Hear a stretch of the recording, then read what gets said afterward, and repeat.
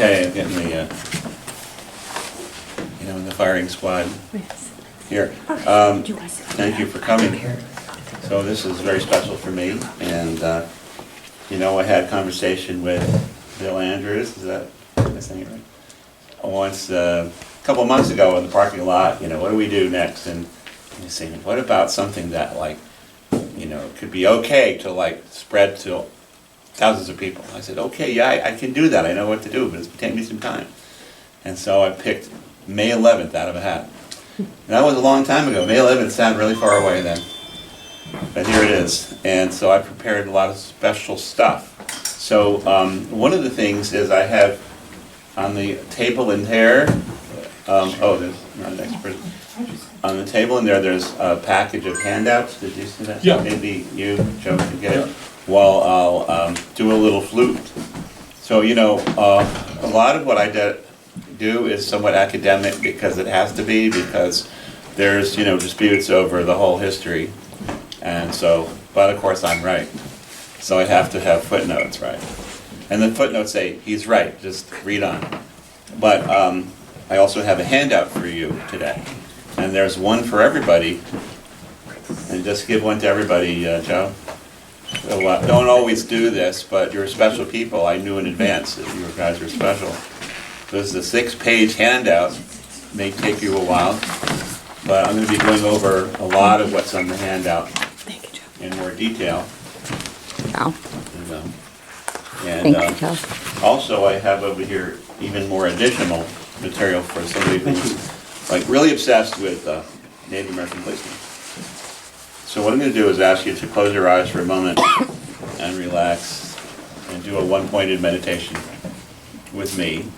This is how we do it up in Micmac country. My name is Abak Bahamich. Can you say Abak Bahamich? Abak Bahamich. Okay, close enough. That means chipmunk.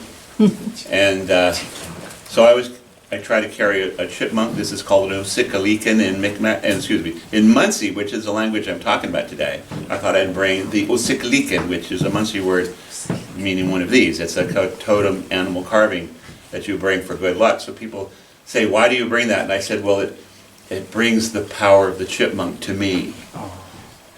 To you, yes. And then they always say, what's the power of the chipmunk? And I say, wouldn't you like to know? Well, actually, the power of the chipmunk is to evade capture. So usually I get away, when I'm speeding. But, I never speed. Anyway, so I have this for good luck. So I'm chipmunk. But when I say this, the meditation by the flute is also Micmac style. So it's all improvised. So just close your eyes and don't look at the sheet yet, but listen to the music and close your eyes. And you can't really know where it's going to go because I don't know. So, all right?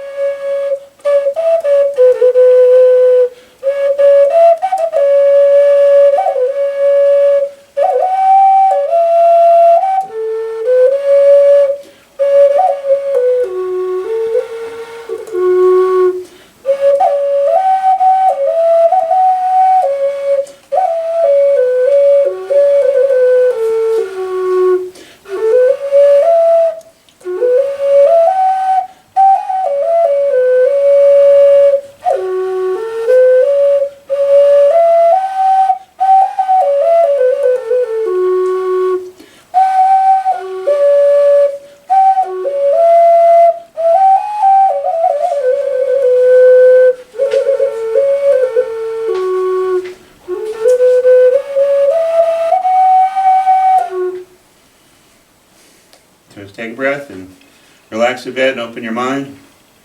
We're going to go on a journey into the Munsee world of place names, and you may be surprised, and I hope so. So I just do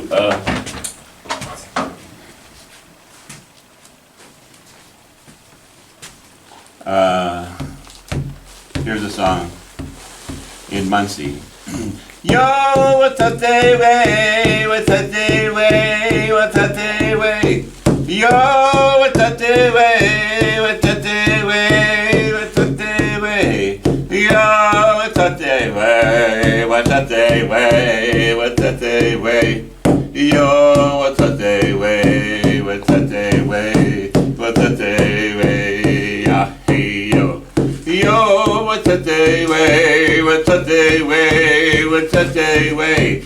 Yo, what's that day way? What's that day way? What's that day way?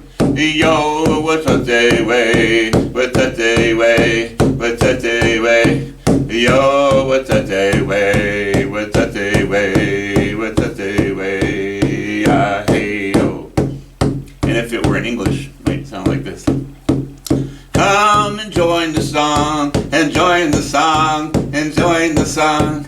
Come and sing along, and sing along, and sing along. It's a song about the way they used to play all night and day, and dance the night away, and kintake, and kintake. Kintake means power dancing. Yo, what's that day way? What's that day way? What's that day way? Yo, what's that day way? What's that day way? What's that day way? Yo, what's that day way? What's that day way? What's that day way? Yo, what's that day way? What's that day way? What's that day way? Ah, hey, yo. That's a very old song. That goes back to the, back to the 50s, only 1050. It's a very old song. And it was sung right here, and it's a gathering song, and the words are like, you can all join in, literally, you can all join in. And so the Munsee were removed sometimes suddenly to go out west. They went to Oquaga, which is on the Susquehanna, and they went to several other spots. We know they went to Cape Girardeau in Missouri. They went being kind of moved around to different places. And some went to Canada, and some went down to Texas, because we're in Cape Girardeau in Missouri. That wasn't the United States, and so I thought, well, we're safe here, we can stay here. And then guess what happened to Missouri? That became part of the Louisiana Purchase, so they moved to Texas. And they thought, well, Texas will never be part of the United States because they told us that. And so Texas became part of the United States. They had to move around again. And then they ended up in Oklahoma, and trying to hold on to their culture through all this time. And of course, you can imagine how hard that was, just staying alive and trying to hold on to this song. So I'll tell you this story. I like to tell this story, and then I'll go on with my topic, but it ties in. Because the Munsee ended up in Anadarko, Delaware, and other places. And there was an old man named Don Adonko, and he was 95 years old, and he realized he was dying. He was very in touch with the body, but he could feel it was just about to go. So he went to the hospital, and then he invited all his family over. He says, before I die, I'm going to sing you a song. So he sang for over an hour, nonstop, a whole suite of songs, like 20 songs. Very ancient things people hadn't heard in a long time. He sang them perfectly. And then he died, right, like that, same day. Because he knew it was coming, and then people say, oh no, this is terrible. And one person said, oh well, I have a tape recorder in the corner that he didn't know about. So I got the whole thing. So it was an old, cassette tape recorder. And then they gave a copy of that cassette to me, because they figured, well, maybe Evan will find a way to preserve this. So again, I wrote some of it down, and I memorized it. And that's one of the songs of the Washaniki song series, which he had memorized.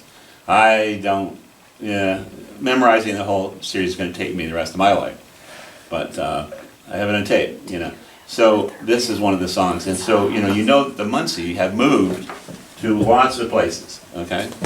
And so that's what we're going to talk about, where all these Munsees are.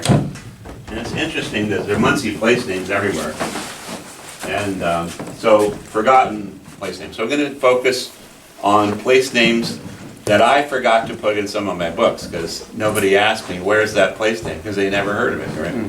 But, I thought, well, I better kind of get all the strays together.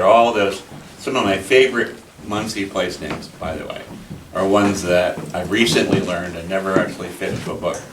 So this is stuff, if some of this is familiar, God bless you, but it's going to be exciting, really exciting stuff. So, So there's forgotten place names of the Munsee, Delaware. Okay, so the Delaware part you don't really need, but you know, that's what people call them. But the Munsee is one of several Delaware tribes. So, I think how to use this thing. Okay, let me use this. Okay, so this is a picture of the Delaware River from what used to be called the Crow's Nest. That restaurant fell off the cliff and fell into the river. This is a bend in the Delaware River right up there. And I used to go, years and years ago, there was a powwow on top of a mountain every year. And my Munsee friends would take me to the top of this mountain, and that road was scary, you know, it was very steep and gravelly, go up, and sometimes your car would slide backwards, and you go up. And you'd think, I'm the first person ever to go up this road. You get to the top, and there's 100 Munsee on this plateau at the very top, and they're all finely dressed, having a great time. So this is near there, but that's the Delaware. So we talked about, I'm going to tell you about place names you might not be familiar with, some of my new favorites, and ones I only recently discovered, and ones that are particularly interesting.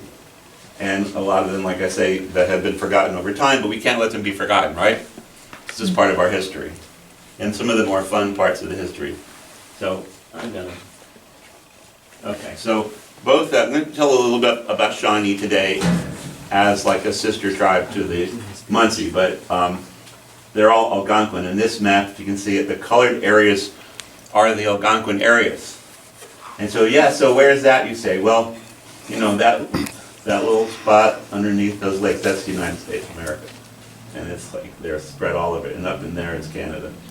So the Algonquin speakers call themselves Chi-Atuk-Wogan, and that means the society of people that wear deerskin, which is a euphemism for the kids saying, oh, you know, did they kill the deer? Well, they wear the deerskin.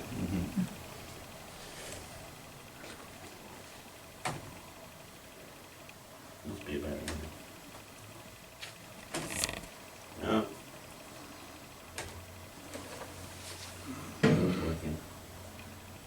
There's another way to do this, hold on. Okay, so we are in Gauhian Sink, not Pine Hill, because we just slipped back in time a little bit.